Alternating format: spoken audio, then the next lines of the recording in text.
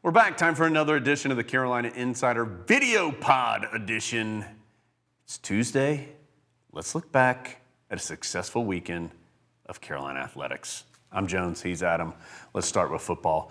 And Adam, it wasn't always pretty. There was a stretch there in the middle of the game where Georgia State had the better of play, but in the end, Carolina won the ball game, 35-28 down in Atlanta, and seemed like a couple real positives that did come out of this game. One, Carolina, which struggled to run the ball in the middle portion of this game, really able to successfully and effectively run the ball late. Omarion Hampton, a big reason why there.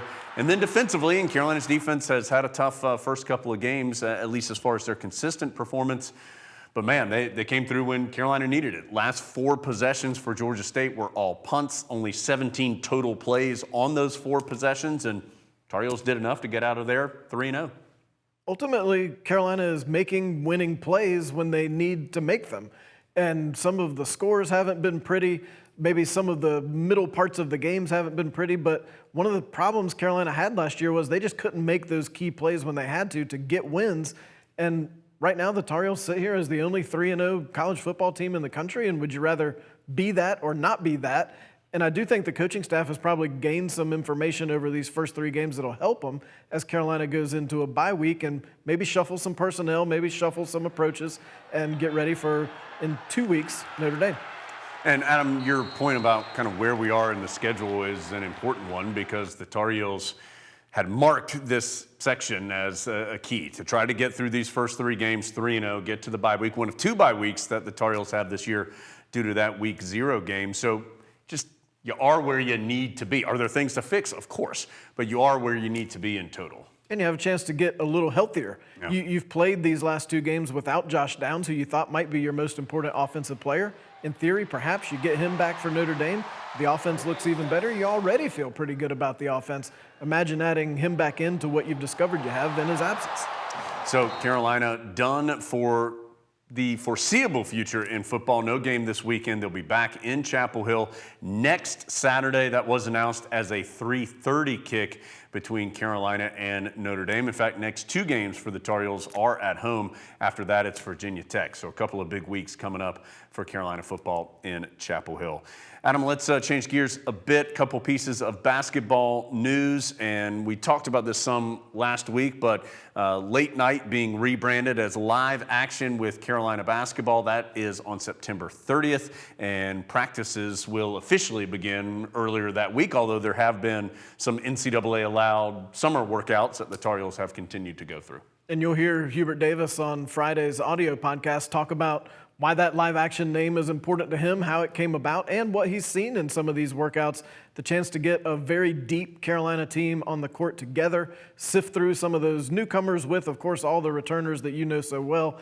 Quite a mix and quite a deep mix, so it was interesting to hear him talk about that. It was great to catch up with him and really looking forward to seeing the Tar Heels on the court on September 30th. Also need to send from the basketball side of things a big congratulations to George Karl, another member of the Carolina basketball family, Adam, that's in the Basketball Hall of Fame. Roy Williams made the trip up to be part of that ceremony, which of course he knows very well. Coach Williams also a member of the Basketball Hall of Fame. And Tar Heels hopeful perhaps maybe get George Karl back here in Chapel Hill over the course of this season and celebrate him for an incredible coaching career. All right, let's talk a little Olympic sports for Carolina. We'll start with field hockey. Long road trip for field hockey this past weekend. Went out to California. First time since 1989 that the Tar Heels had played matches in California, and a lot of success, dominant success. Beat Cal 7-0, beat Stanford 6-0 in the 2 games out there.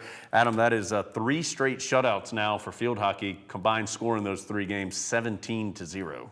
And getting some contributions from up and down the lineup. You know about Aaron Matson, a couple of freshmen, Ashley Sessa and Riley Heck, both had 2 goals out in California to help propel the huge scoring advantage that Jones talked about. Competition about to get a little tougher for field hockey. They'll go to Louisville on Friday. Louisville's a top 5 undefeated team, so that'll be a great matchup to open league play. Field hockey now 6-0 on the season. They're ranked number 2 nationally, and talking about Hall of Famers, college football Hall of Famer 𝗪𝗿𝗏, former podcast guest, was at one of the games. I believe it was the Stanford game when Carolina was out in California. So what up to 𝗪𝗏𝗏. Women's soccer, Tar Heels now 7-1 overall, number 2 in the nation, and that included a non-conference game against Duke this past week. And really a dominant performance. Adam, the Duke number 3 in the country, Carolina ranked number 2, and Tar Heels win that one 3-0 in Durham this past Thursday night.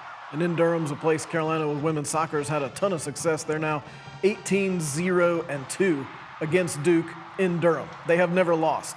And the Blue Devils only got 2 shots in this game, as that really was an incredible performance from the women's soccer program, which looks to be one of the top teams in the country this year. Just never really gave Duke a shot. And then, as you would expect, the Tar Heels a little fatigued when they come back to Dorrance Field on Sunday to face Central Florida. Central Florida took a 1-0 lead, but then Carolina comes right back, gets a 2-1 win. So Tar Heels, as we said, number 2 in the nation, 7-1 overall. Another big matchup coming up for them. They'll face another top-ranked team, number 5, Virginia.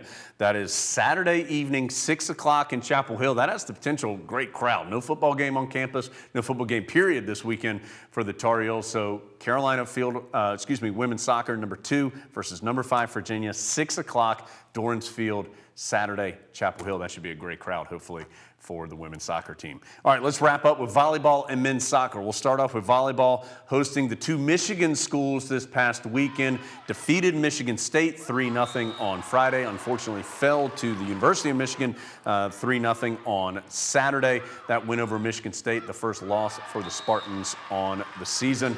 Carolina's team now 5-3 overall. They're traveling to Richmond this weekend for the VCU Invitational. They'll be joined at that event by Old Dominion, by VCU, and also UMBC. And finally, men's soccer, just one match this past week, fell to number 10 Pitt, 1-0. The guys are 2-2. They play later today on Tuesday against East Tennessee. Then they play at Duke in Durham on Friday.